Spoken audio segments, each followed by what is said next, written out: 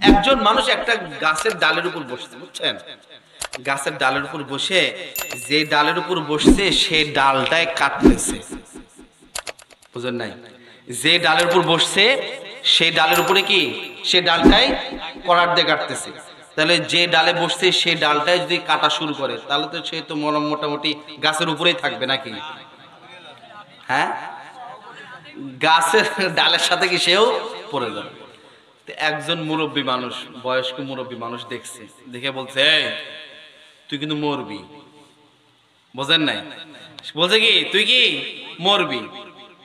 এখন বুড়া কি কয় না কয় মরবো কে, ডালই তো কাটতেছি, মরবো কি জন্য? তো কিছুক্ষণ পর ডাল কাটতে কাটতে যখন নরম হয়ে গেছে ঢাবাস করে কি করছে জমিনের উপরে পড়ে গেছে।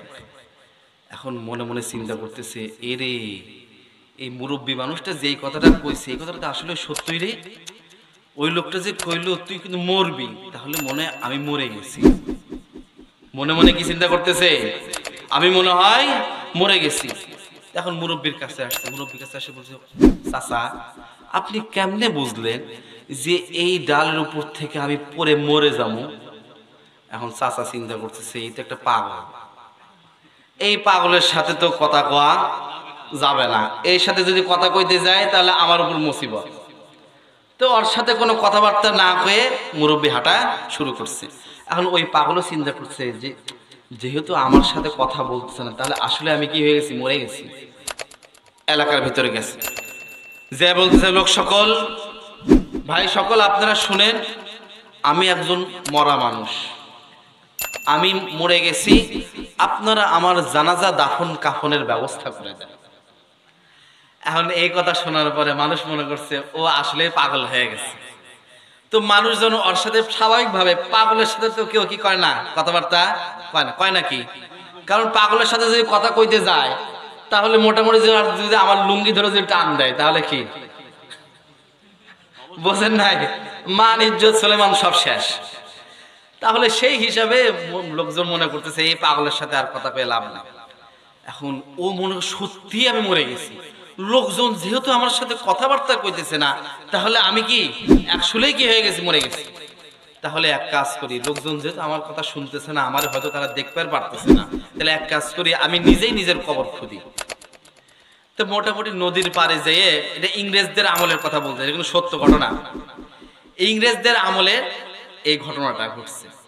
তো নদীর পাশে একটা ঘাটের পাশে সে নিজের কবর খুদে নিজে কি করছে, কবরের মধ্যে শুয়ে পড়ছে। এখন ইংরেজ এক পুলিশ তার ব্যক্তিগত কাজে এবং রাষ্ট্রীয় কাজে সে কি করছে, ওই এলাকায় আসছে।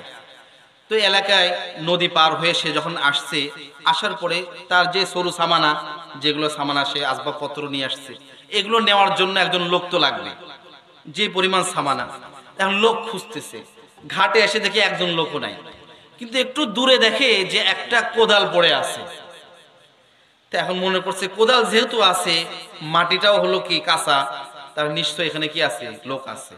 তো ওই কবরের কাছে গেছে, কোদালের কাছে যায় দেখে একজন লোক শুয়ে আছে। তখন বলছে এই বেটা তুই কি যাবি আমার সাথে? এখন ও চিন্তা করছে কি রে, কোন লোক আমার সাথে কথাবার্তা কেন, মরে গেছে, এই লোকটা আমার সাথে কথাবার্তা করতেছে, নিশ্চয় ও মুনকার নাকির হইব,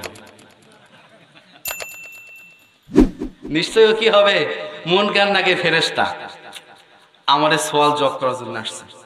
তো কোনো কথাবার্তা কয় না, কোনো কথাবার্তা না কওয়ার কারণে ওই পুলিশটা গেছে খেপে, যে বুট জুতা দিয়ে মারছে একটা লাথি, তরাক করে লাফ দিয়ে উঠছে, উঠে বলতেছে কোথায় যাবেন? চল অমুক জায়গায়, আমাদের গেস্ট হাউস, যেটা গেস্ট হাউসে নিয়ে চল।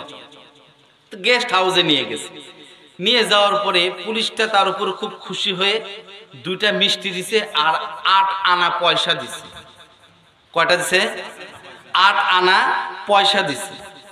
তো সে মোটামুটি খুশি যে বাহ, মুনকার নাকির আমার কোনো সওয়াল জবাব করলো না, মোটামুটি আমাকে নিয়ে আসলো, 2টা মিষ্টি দিল আর কি করলো, 8 আনা পয়সা দিয়ে দিল।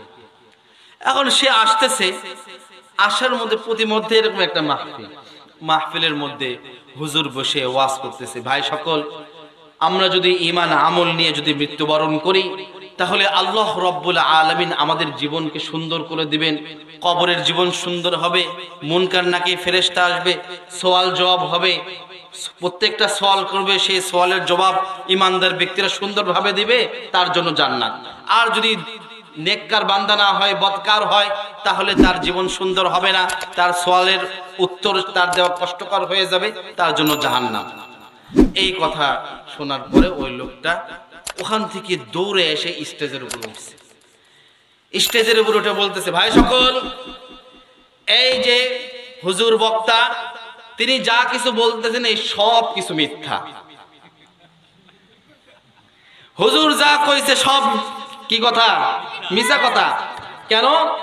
আমি জানি মুনকার নাকির কি করে, মরার পরে কি হয়। মরার পরে এক কাজ করা লাগে, মরার পরে নিজের কবর নিজেই খোদা লাগে। কেউ যখন নাই, নিজের কবর নিজে খুদে নিজেই শোয়া লাগে। এরপরে মুনকার নাকির ফেরেশতা আসে, যদি তার কথার উত্তর না দিছো তাহলে বুট জুতা দিয়ে এত জোরে একটা লাথি মারবো, তরাক করে তুমি কি করবা? উঠে যাবা। এরপরে মুনকার নাকির তোমাকে নিয়ে একটা জায়গায় যাবে, সেই জায়গায় যাওয়ার পরে তোমাকে 2টা মিষ্টি দিবে আর 8 আনা পয়সা দিবে। কথা বলেন, এই লোকটা আসলে সে এই বিষয়ে, কবর এবং হাসরের বিষয়ে, ইসলাম সম্পর্কে সে কি সঠিক ধারণা নিছে নাকি ভুল ধারণা নিছে? পুরোটা বুঝছে না অর্ধেকটা বুঝছে? কিছুই বোঝে নাই, কিছুই বোঝে নাই।